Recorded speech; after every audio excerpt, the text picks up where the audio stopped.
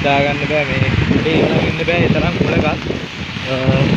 මේ කුඩේ තියාගෙන ඉන්න බෑ මාරම අයියෙන් උලන් ගමනවා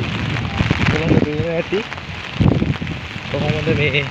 තත්ත්වය කියලා සමහර වෙලාවට එනවා උලක දරා ගන්න බෑ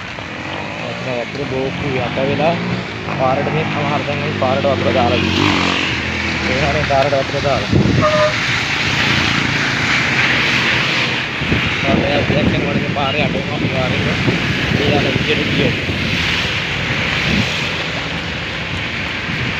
දා ගන්න බෑ ලංකාවට මේ බලපාලා තියෙන තාමත් තරුණ තත්ත්වයක් යන පොළොව පරිස්සමෙන් ගෙවල් වලට වෙලා ඉන්න මාත් මේ අවධානමක් කරගෙන ආවේ මේ තරම් වතුර කන්දරාවක් මේ පාරකට දැන් දාලා තියෙනවා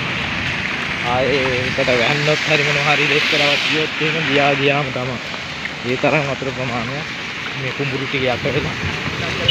දෙපැත්තේ තියෙන කඩවල කඩ යට වෙලා තියෙන්නේ පුස්සලියෝ මේ කන් ගඟේ අතුගංගාවක් වෙන පුස්සලියෝ තමයි මේ ගලා බහින්නේ ඒක තමයි මේ ප්‍රචණ්ඩ වෙලා තියෙන මේ වර්ෂාවත් එක්ක හරිම අඳුරු දුක්මුසු ඛේදජනක තත්ත්වයක් කියන්න පුළුවන් ශ්‍රී ලංකාවට මම හිතන්නේ හිතා ගන්න බැරි තත්ත්වයක් මේ පාරට වතුර දාන්න පවතින මේ ඉස්සලිය පාරට දානවා ටික ටික වතුර මට්ටම වැඩි වෙනවා ඊළඟට පේනවා ඇති කොහොමද තියෙන තත්ත්වය කියලා දරුම්ම තත්ත්වයක් තියෙන්නේ දේවල් පැත්තට යන්න ඕනේ උලම් පාරක් එනවා සමහර වෙලාවට මේ හිතා ගන්න බෑ ඒ තරම් දරුණු තත්ත්වයක් කියන්න පුළුවන් මේ පොල් ගහක් පෙරලා තියෙන දැක්ක තියෙනවා පොල් ගස් පටන් ගහලා ඒවා ගහන් ඇවිල්ලා තියෙනවා මේ වතුරත් එක්ක එතෙන්ම මේ හිතා ගන්නවා බැරි වතුර කන්දරාවක් මට පේනවා දැන් අපිට මේ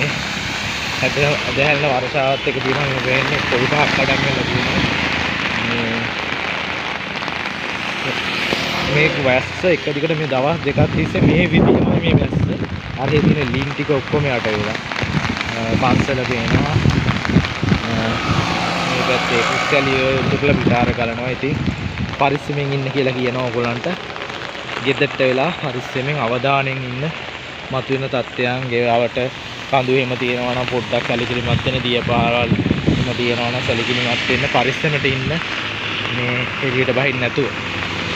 හැමෝටම ශ්‍රී ලංකාව සියලු දෙනාටම දෙවියන් සරණ වෙනවා ඕනට